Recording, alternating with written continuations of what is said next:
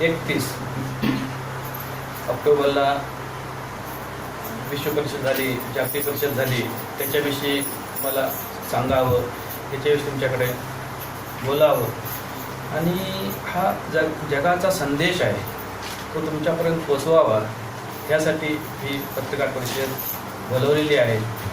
तर हे जे आहे ही जी परिषद झाली ही परिषद मानवाचं एक राहणीमान वाढावं, त्यांना चांगले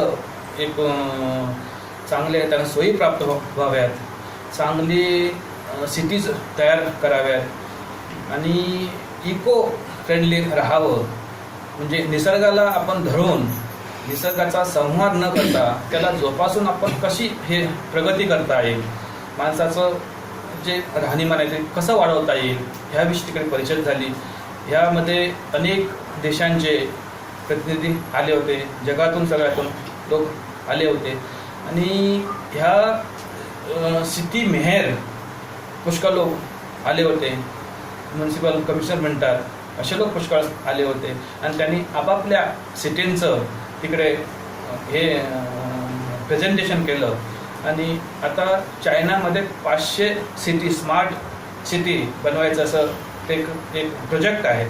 तो प्रोजेक्ट तिकडे आता पास झालेला आहे. तर असे अनेकशा जगातून हा एक संदेश आहे की माणसाचं राहणीमान वाढलंच पाहिजे, चांगलंच झालं पाहिजे, प्रत्येक माणसाला एक जगायची संधी मिळाली पाहिजे, प्रत्येक माणसाला एक त्यांचं स्टेटस वाढला पाहिजे. त्यासाठी हे परिषद होती. सगळ्या निसर्गाला सांभाळून जर आम्ही निसर्गाचा हे भान ठेवलं नाही तर मोठ्या अशा संकटांना आम्हाला सामोरं जावं लागणार.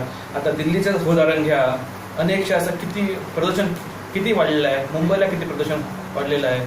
तर हे आम्हाला जगण्यासाठी पुढच्या पिढ्यांसाठी आम्ही हे सगळं राखून ठेवलं पाहिजे.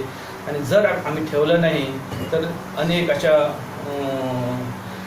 सुनामी येणार, अनेक अशा आपत्ती येणार आणि निसर्ग सगळं आम्ही जेवढं काय केलेलं आहे ते एका क्षणात उद्ध्वस्त करून टाकणार. ह्यासाठी हा एक परिसंवाद होता. भारताविषयी जे हे मांडला ते जे आम्ही गंगा साफ करतो त्याच्याविषयी आता हे झालं पाहिजे. उगाच बोलून चालत नाही, कृती झाली पाहिजे. आम्ही फॅक्टऱ्यांचं वगैरे नद्यामध्ये हे सोडतात, पाणी सोडतात, ते पाणी आपण बंद केलं पाहिजे. जे गटार आम्ही सोडतात, घाण पाणी सोडतात नद्यामध्ये, ते बंद झालं पाहिजे. आणि आपण समजा हे आपण बंद केलं तर आपोआपच गंगा साफ होणार. आणि एक प्रत्येक माणसामध्ये हे आलं पाहिजे की आपण घाण आम्ही सगळं कचरा वगैरे ह्याच्यात न टाकता, प्लास्टिक वगैरे नदीमध्ये किंवा पाण्यामध्ये गटारामध्ये न टाकता आपण समजा व्यवस्थित हे केलं तर नक्कीच आमचा देश साफ होईल आणि आम्ही प्रगतीपथावर पोहोचू.